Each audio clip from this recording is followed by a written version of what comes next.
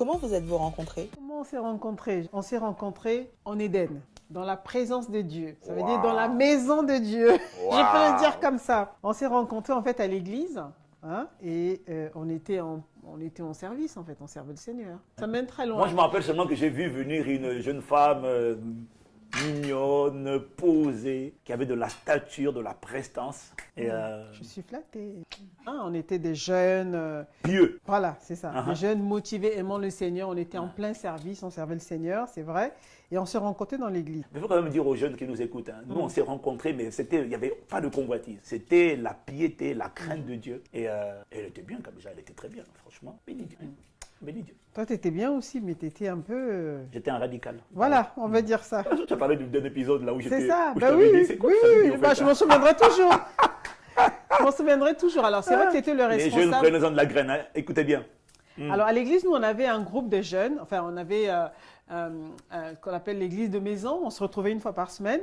Mais c'était ce groupe de jeunes, c'était une église de maison des jeunes. Voilà. Ouais, Donc, groupe d'impact. Groupe d'impact, voilà. Et donc, on était tous les deux dans le même groupe. Et toi, tu étais le responsable du groupe. Donc, en tant que responsable, tu jouais un peu le rôle de berger. Tu appelais tout le monde la semaine et tout, prendre les nouvelles. Quand quelqu'un ne venait pas, tu t'assurais que tout va bien. Et c'est vrai que moi, tu m'appelais souvent. C'est vrai? Oui. Je ne me rappelle plus, là. Si. Et une fois... Mais comme tous les autres aussi, hein. Oui, certainement. Je me disais bien comme tous les autres. Mais un jour, tu as dit, tu m'as appelé, tu dis... Sœur Maud, bon, je vais te dire une chose, c'est que je voulais juste quand même mettre un peu, voilà, fixer les idées, être clair. Mettre les choses au clair. Voilà, mettre les choses au clair. Afin d'éviter les ambiguïtés. Oui, parce que vous, les femmes, là, quand même, des fois, on vous dit bonjour, c'est déjà parti ailleurs. Oui, mais quand même là, franchement, alors, tu dis, c'est pas parce que je t'appelle que tu peux t'imaginer qu'il y a quelque chose, que je ressens quelque chose pour toi.